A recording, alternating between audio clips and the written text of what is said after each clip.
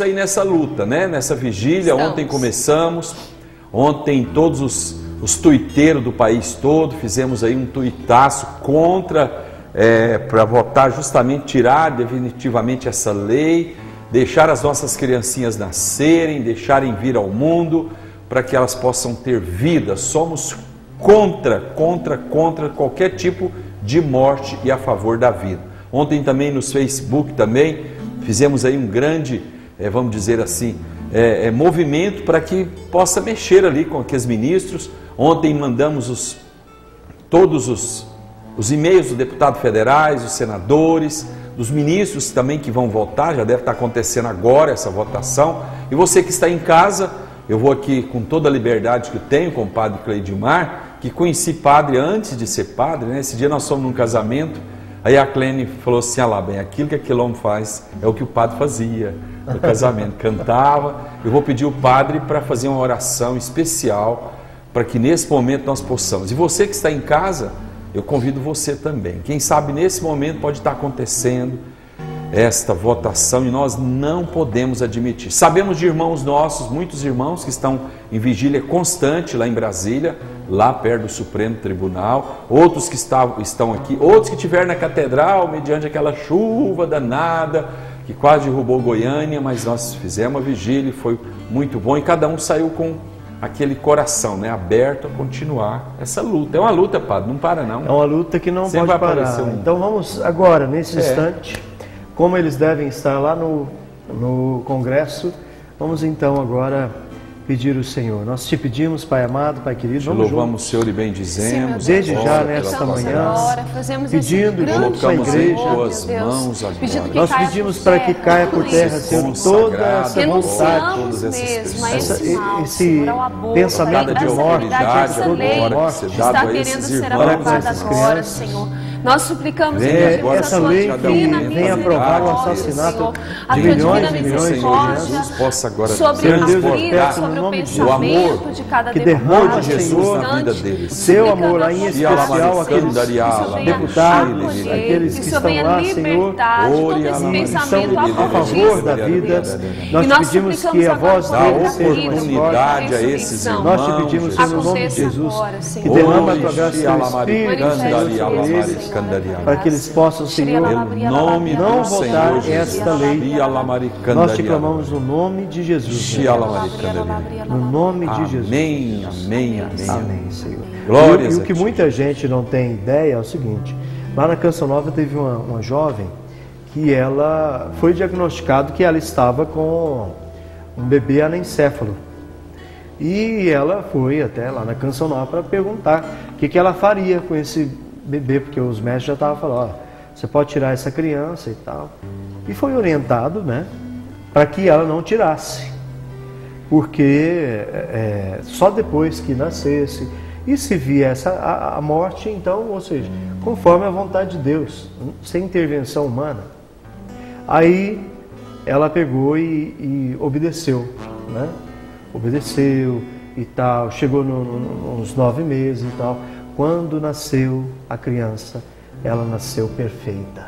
Olha, milagre, hein, padre? Ou aconteceu um milagre ou aconteceu um erro.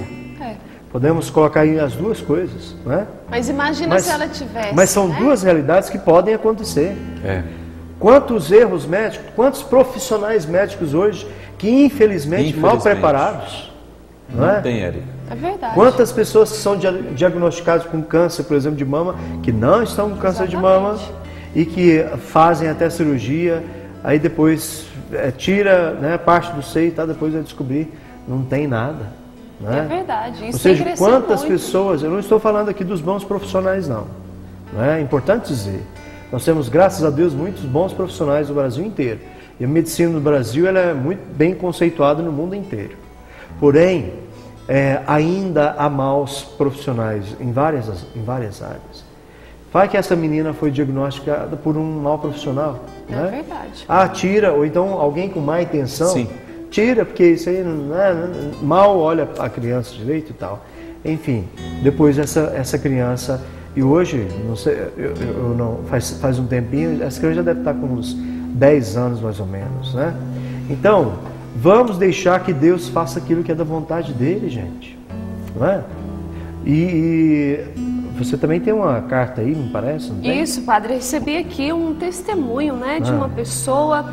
Ela chama-se Evelise e ela diz assim: venho por meio deste relatar a minha experiência enquanto mãe de um filho anencéfalo.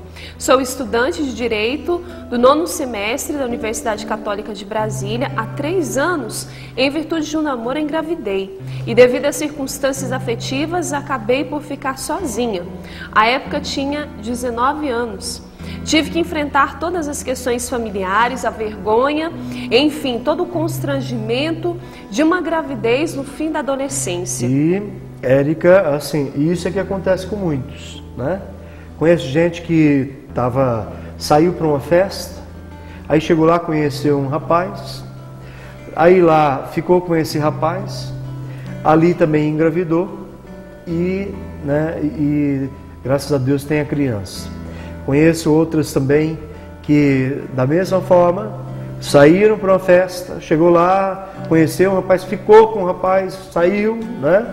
E aí depois engravidou e depois veio até fazer o aborto. Conheço também. E eu já fiz acompanhamento com várias moças, várias senhoras, que eu considero assim, a partir do momento em que aquela moça está grávida, é que não só pelos maus relacionamentos, mas também pela pouca fé, não acredita na vida e não querem trazer os seus filhos à vida. E nós temos sugerido, nós temos vários testemunhos de pessoas que começaram a rezar com a criança, diagnóstico que deram, que a criança estava com vários problemas de saúde, e os pais, ou só a mãe, ou só a avó, eu tenho caso desse, de que só a avó rezava ali com aquela criança. Quando a mãe dela dormia, ela colocava a mão ali na barriga da filha e rezava com aquela criança, e o Senhor fez maravilhas. Consultas que as pessoas fizeram, isso que o padre acabou de dizer, que foi lá no médico, o médico disse: olha, não tem mais jeito, é melhor você abortar, tira logo essa criança. E ela procurou outros médicos e isso foi diagnosticado totalmente contrário. Então, nós não podemos de forma alguma, não podemos nem pensar sobre isso. A Érica vai terminar o testemunho agora, vocês vão ver que maravilha que essa senhora de Brasília está testemunhando para nós. Nós não podemos momento algum pensar nisso, em deixar alguém não viver, a oportunidade de não vir ao mundo, não importa quem é, não importa a criança, não importa se você não dá conta, não importa se a sua família não aceita, sempre haverá. Por isso que nós temos uma casa aqui que acolhe, que eu falo para vocês sempre, que é a casa que eu mais zelo, que é a casa que no futuro, já falei isso com o fundador dessa comunidade, eu quero dar mais assistência à Casa Mãe de Deus, onde acolhe as moças que muitas vezes são expulsas de casa, que muitas vezes são violentadas pelos maridos, pelos namorados, e caem na gravidez e vêm ter os filhos aqui na Casa Mãe de Deus. Mas vamos ouvir o restante do testemunho. Ela diz ainda: passaram-se 3 meses e enfim o pai da criança resolveu acompanhar-me numa ecografia. Era o dia em que conheceríamos o sexo do bebê. Naquela oportunidade, a médica foi bastante cuidadosa, mas não havia como omitir a anomalia que sofreu meu filho. Ele era anencéfalo. Alguns dos amigos da faculdade, aos quais relatei a situação, me disseram que o Ministério Público concedia autorizações para mulheres que desejassem fazer o aborto, principalmente aquelas que recorressem a uma determinada equipe médica. Por isso, a princípio, resisti em marcar uma consulta. Contudo, visando as melhores condições para mim e meu filho, busquei um encaminhamento no posto de saúde, tendo em vista que se tratavam de especialistas, e eu queria que após o parto o meu filho recebesse os cuidados necessários, caso viesse a sobreviver depois do corte do cordão umbilical. Realmente eu já estava decidida a não abortar o meu filho. Tal possibilidade somente passava em minha mente à força das palavras, muitas delas duras, que ouvia dos médicos, mas tal possibilidade não emanava do meu interior. Queria conviver com Thales o tempo que fosse possível. Já estava no 7º mês da gestação e não fosse o fato de que ele era anencéfalo, tudo corria com a maior naturalidade. Sentia-me bem, não tive alterações fisiológicas, além daquelas naturais da gestação. E depois no final ela fala, né, padre, assim, ó. Enquanto aguardávamos, pude presenciar um momento que me chocou. No momento que ela estava lá no hospital, onde eram tratadas as crianças que tinham má formação. É que elas estavam conversando a respeito de uma mãe que tinha passado por ali algumas semanas antes e que naquele dia estava realizando a interrupção da gravidez. Pude presenciar o aborto, né? Pude presenciar aquela mãe sentada no corredor do hospital, chorando muito após o parto. Ela estava lá sozinha e sequer, e conforme relatou, e porque não permitiam, conseguiu ver o seu filho direito, o que lhe causou muito sofrimento.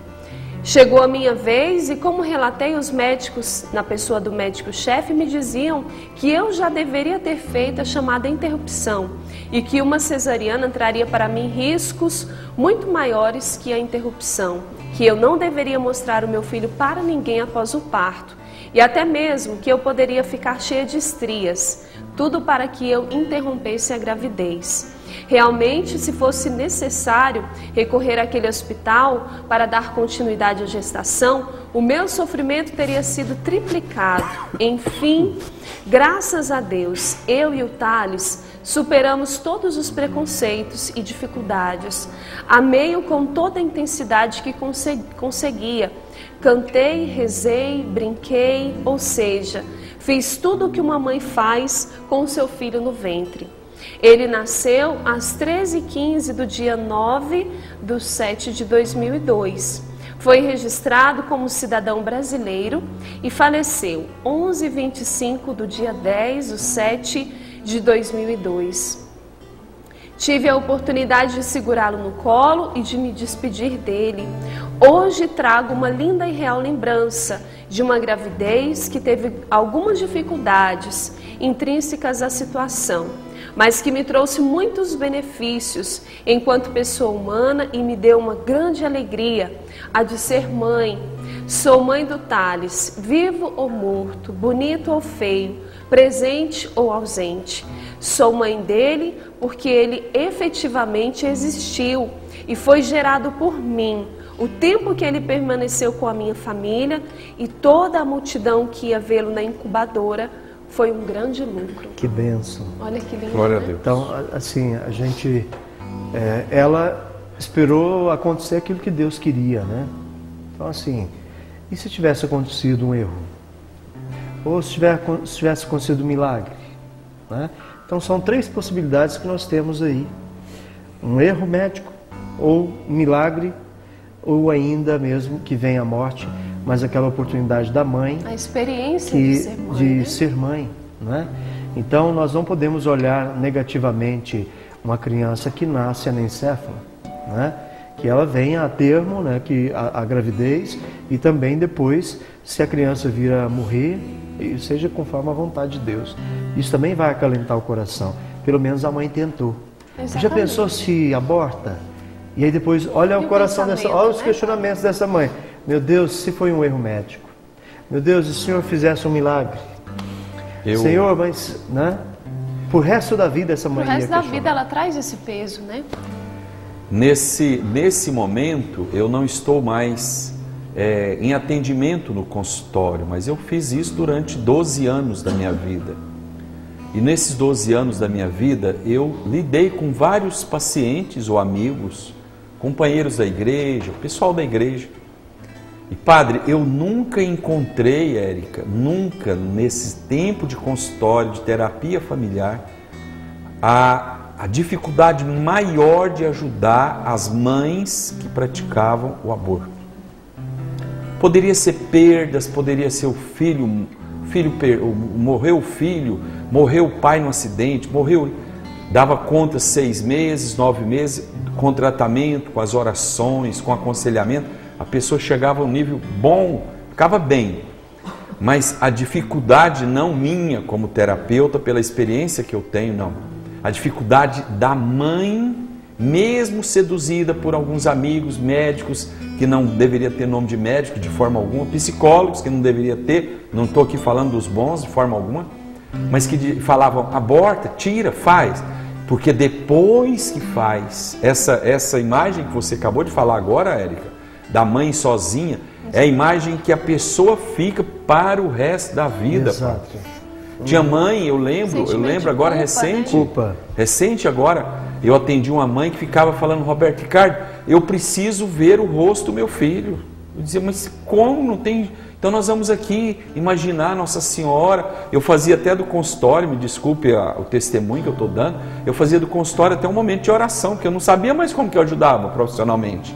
Não, entendeu? Até... Então o trauma é muito profundo, profundo. Muito lá dentro. E até hoje, quantas mulheres chegam, padre, reza por mim, né? Por isso, porque lá atrás eu fiz aborto, mas não consigo me perdoar.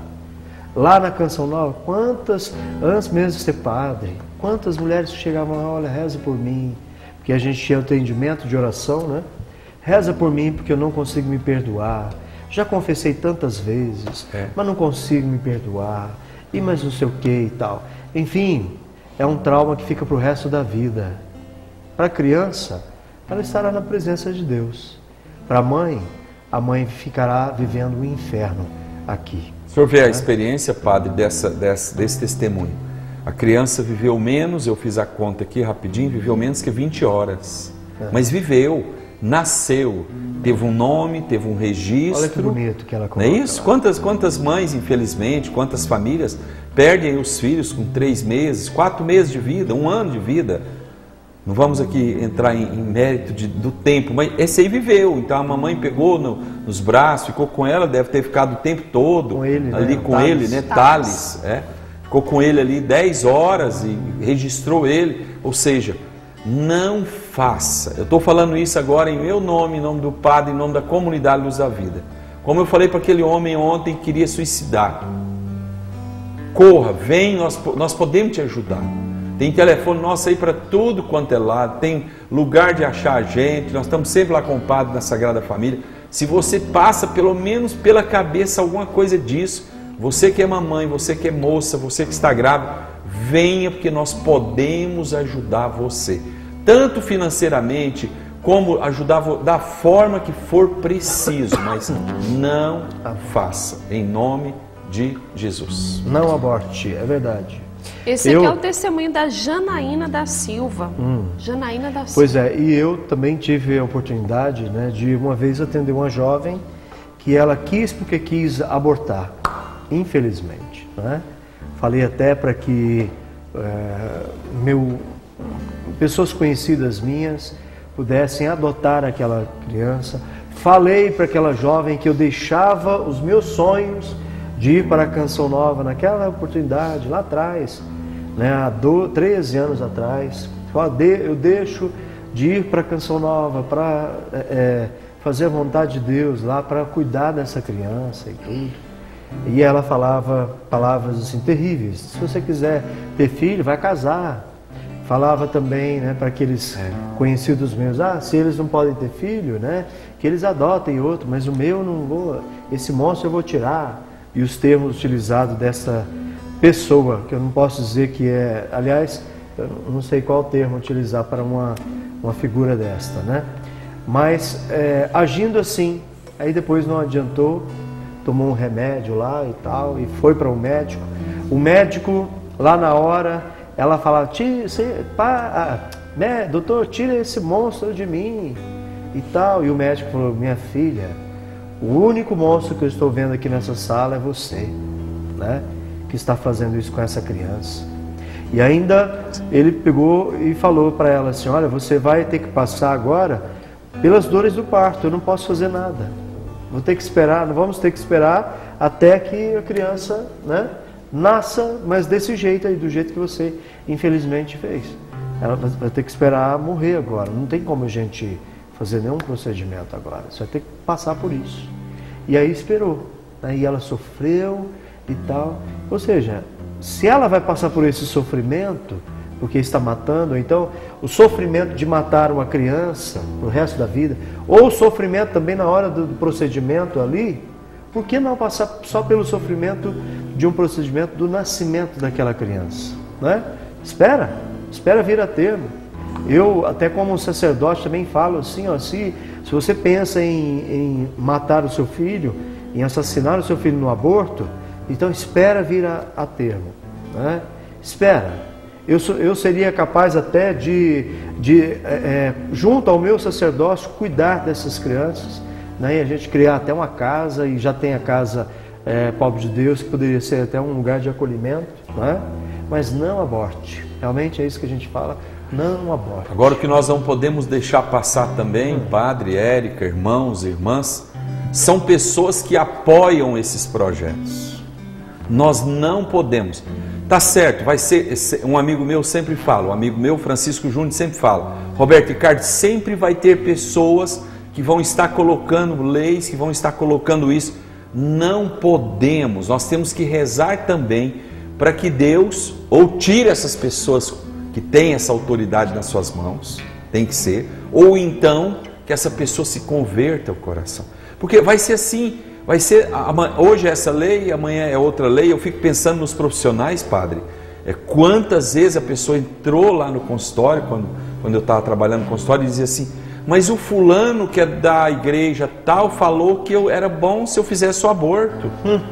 Mas o médico tal, falou, Érica, falava desse jeito. Algumas vezes o fulano tal assim falou que é bom, que aí eu vou ficar esbelta, eu vou ficar novinha, eu não vou ter...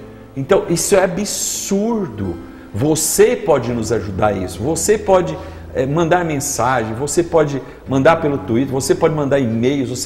Todas as vezes que tocar nesse assunto, não existe esse assunto. Nós somos contra, acabou e pronto. A igreja, e vamos continuar. Nós vamos com a igreja até os últimos sequências. Ou pensa que essas criancinhas e essas mães que também são dóceis, a gente fica bravo, né? Eu já tive um caso de uma paciente que falava isso também para a criança dela, desse monstro que está dentro de mim, esse monstro que tem que sair dentro de mim. São filhos de Deus, estão passando por dificuldades, às vezes tiveram... Tá certo, mas nós temos que falar não, não, não. Então rezar, né, Padre? Rezar bastante para isso e também começar a denunciar. Santa Diana Beretta, não é? Santa Diana Beretta. Diana Beretta que os médicos diagnosticaram que ela tinha que tirar o bebê, porque senão ela morreria, né? Teria que abortar. E ela não, e ela era médica também. Esteve aqui no Brasil algumas vezes também, mas isso é há muito tempo, né? E ela levou a gravidez a termo. A criança nasceu e realmente logo após o nascimento ela veio a falecer, né? Não aguentou. Porém, hoje ela é considerada pela igreja, ela já é santa, né? Já é santa? Já é santa, Santa Diana Beretta, né? Que até a Renovação do Tempo aqui acolheu, né, como intercessora e até, né, hoje nós acolhemos como intercessora das mães que são tentadas a abortar os seus filhos, a não abortar. Então que Santa Diana Beretta ela interceda por todas as mães agora, todas as mulheres que estão grávidas, por algum motivo são tentadas a abortar, e que por intercessão de Santa Diana Beretta você não faça isso. E eu quero até sugerir, Érica, antes de você falar um pouquinho, sugestão.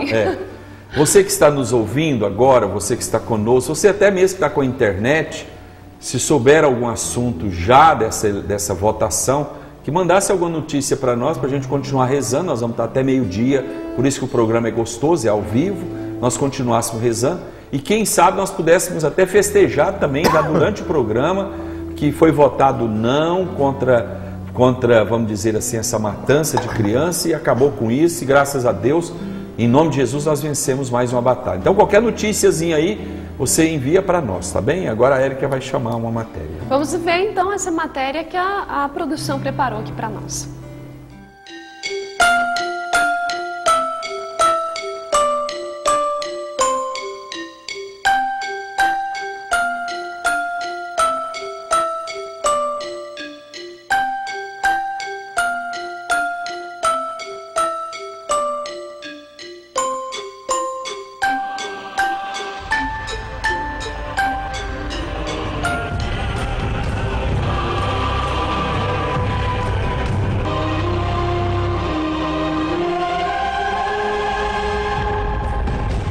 Estima-se que sejam realizados 1 milhão de abortos no Brasil por ano.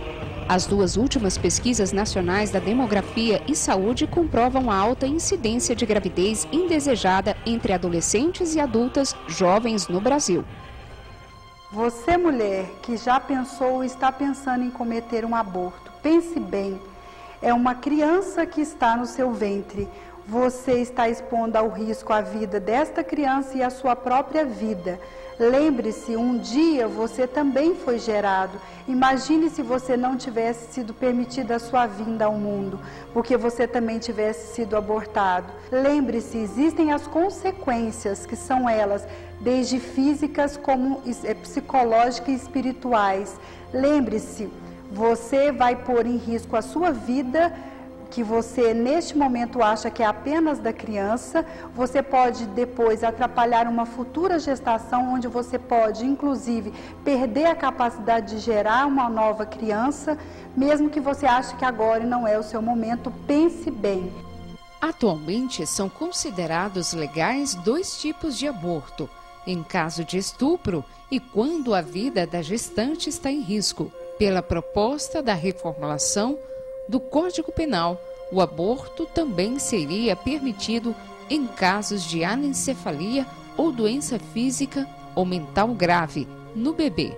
A prática também seria legal até a 12ª semana de gestação, caso haja um laudo médico que comprove incapacidade psicológica da mãe de criar a criança. Nós falamos na vigília, o seguinte, que dizer que é melhor para a mulher seria melhor dizer que o Estado deveria proporcionar meios e ajuda eficaz para uma mãe que tem um feto, uma criança, vai ter uma criança desse tipo, com essa doença, para a mãe e para o pai.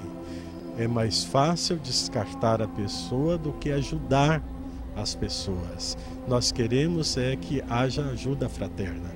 O Monsenhor Luiz Lobo, pároco da Catedral Metropolitana de Goiânia, fala sobre a visão da Igreja sobre a proposta da reformulação do Código Penal. É realmente para nós cristãos, nós católicos, isto é um grande, se for aprovado, é um grande pecado, um grande desrespeito à lei de Deus, ao mandamento de Deus que diz não matarás, e está aí tirando uma vida indefesa.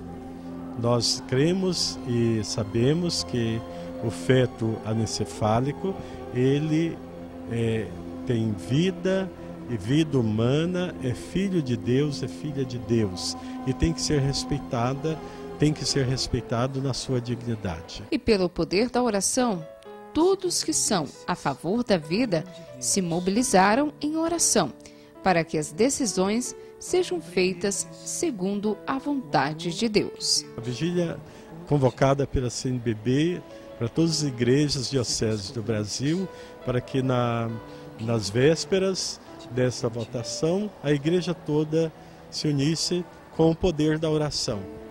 Mais forte do que o poder das leis é o poder da oração, é o poder das preces, é a força de Deus, é a presença de Deus dentro da sociedade. Se compreendesses como te amo, se compreendesses como te amo, deixarias de viver sem amor. Se compreendesses como te amo, se compreendesses como te amo, deixarias de mendigar qualquer amor. Se compreendesses como te amo, serias mais feliz. 18, 19, 20. Olha, nós continuamos a rezar, suplicando essa graça ao Senhor, que essa lei não seja aprovada. Você viu aí, acompanhou tanto esse testemunho e mais um outro testemunho aqui. Eu estou até emocionada de falar nesse programa de hoje, porque é algo que mexe muito com a gente, né, Padre? É a vida, né? É o dom da vida acontecendo, e é realmente esse grande desejo de Deus, que tenhamos vida e vida em abundância. Em abundância. Né? Uma amiga minha também lá nos Estados Unidos, ela falou que foi diagnosticado que o filho dela também estava anencéfalo. Agora que eu lembrei da Paulene, uma amiga minha que saiu daqui de Goiânia, mas o esposo dela, o Senna, foram para lá e viveram muitas dificuldades e tal. Tiveram a primeira filha, o segundo filho. Aí no terceiro filho foi diagnosticado que ela teria muitos problemas e tal, que ela teria que abortar e que o filho também estava cheio de problema lá, até diagnosticado lá no papel. E os médicos estavam orientando, você vai ter que abortar. E não estava orientando e dando como uma, se ela pudesse escolher, não, falou, opção. Falou, não, você tem que abortar. E ela perguntou assim, mas doutor, eu não vou abortar. Nem que eu morra, mas eu vou levar essa gravidez até o fim. E aí ela foi e levou até o fim essa criança e tal. Hoje o Rafaelzinho já deve estar aí com uns quase 7 aninhos de idade, né? Então, assim, e era para ter abortado. E se tivesse abortado, hoje não teríamos oportunidade de ver o Rafael com toda a sua alegria, né? É verdade. Com todo o seu jeito ali. E a mãe lutou sem nenhum problema. Vida do filho, né? E sem nenhum problema. Olha, né? Que bênção. E Padre, mais um testemunho aqui. A pessoa diz assim, chegou agora aqui para nós, né? Ela diz, tentei tirar o meu filho por várias vezes, mas Deus não permitiu. Hoje meu filho tem 3 anos, eu o amo e peço perdão a Deus por ter feito esse mal um dia. Olha só. Pois é, e eu já conheci pessoas ali da paróquia também, pessoas que chegaram e falaram, padre, eu tentei também, bem parecido com isso aí, tentei abortar o filho e não sei o que e tal, e hoje esse filho já está grande e ele é a minha vida, olha só. Aí ela disse que foi abandonada pelo marido e hoje o filho dela que é a vida dela. Posso falar um pouquinho, só um minuto, Érica. Agora não vou falar como evangelizador, vou falar como profissional. Algumas mulheres, aí seria muito bom que as mulheres estivessem ouvindo, e chegou também esse testemunho. Muitas mulheres, quando chegam a engravidar, elas passam durante 9 meses algumas dificuldades. Dificuldades essas que são normais ou não. Dificuldade com o marido, o corpo da mulher, eu vou bem resumido, porque nós já estamos o tempo avançado, o corpo modifica totalmente, então ela entra com certos problemas emocionais, em dúvidas. E nessas dúvidas, qual é a solução que pode vir? A solução de tirar a criança. Então, é porque meu coração é muito ruim, Roberto Ricardo? Não, não é seu coração é muito ruim. Porque isso assim ou aquilo? Pode ter sido, mas é normal em algumas pessoas, estou dizendo que é normal em algumas pessoas que não tem uma preparação, às vezes não tem o pai junto. Eu lembro, quando eu tive meus filhos, eu rezava todos os dias com a Clene, colocava a mão, brincava, abraçava o bebezinho dentro da barriga dela. Às vezes não tem isso, então ela vai tomando uma certa raiva do estado que ela está, que é grávida. Por isso que o nome é isso. Não sei se você já parou para pensar. Quando fala grávida é porque o estado está grávido. Eu estou em gravidez, eu estou em um momento que eu estou gerando uma vida que vai vir ao mundo. Então, você que tem assim, você que passa por esse momento, convidamos você, tá? Está conosco amanhã, 15 horas, né, Padre? Lá na Sagrada Família, missa lá durante a tarde, nós vamos estar atendendo, vai ter oração de cura, vai ter tudo lá. Então vai lá que a gente pode ajudar você. Então a partir das 15 horas, né, nós estaremos lá rezando, celebrando a Santa Missa. O Roberto Ricardo estará lá junto conosco, né? Estaremos celebrando essa Santa Missa e com fé em Deus que não tenha sido aprovada essa lei. Com certeza. Amém. Em nome de Jesus.